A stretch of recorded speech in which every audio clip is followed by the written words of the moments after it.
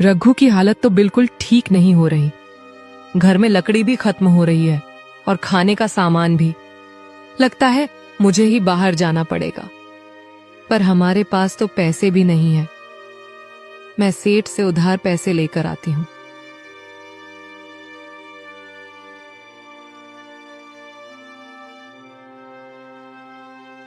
इतना कहकर सीमा सेठ के घर की तरफ चल पड़ती है ताकि उधार पैसे मांग सके।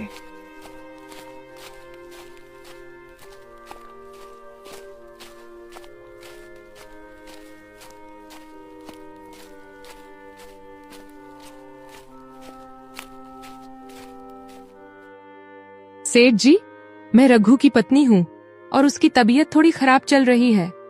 क्या आप मुझे कुछ पैसे उधार दे सकते हो? अरे गांव में तो कोई काम ही नहीं है, तो रघु उधार कैसे चुकाएगा? सेठ जी, आप बस इस बार हमें पैसे दे दीजिए, हम चुका देंगे।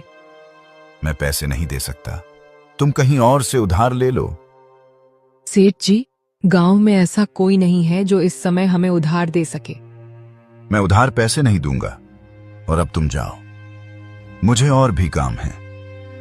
सीमा दुखी होकर वहां से चली आती है। पैसों का इंतजाम तो नहीं हो पाया, पता नहीं घर कैसे चलेगा। चलो, घर जाते जाते जंगल से थोड़ी लकड़ियां इकट्ठी कर लेती हूँ।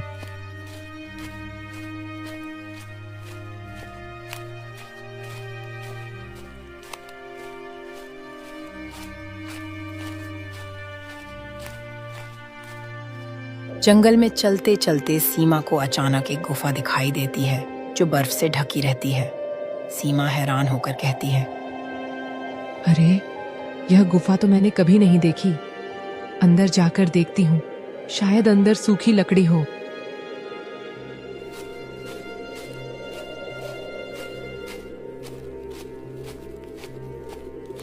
गुफा के भीतर अजीब सी गर्माहट फैली हुई थी और एक कोने में पड़ा एक पत्थर चमक रहा था जिसके भीतर आग जल रही थी।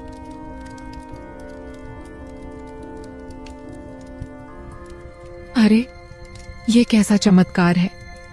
ये पत्थर अपने आप कैसे जल रहा है? यहाँ तो ऐसी कोई चीज भी नहीं है जिससे आग जल सके। शायद ये कोई चमत्कारी पत्थर है।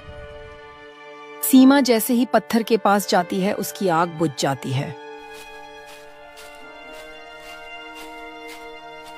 वह पत्थर को हाथ से छूती है। पत्थर ठंडा है पर उसमें गर्माहट महसूस होती है। अरे, ये तो सच में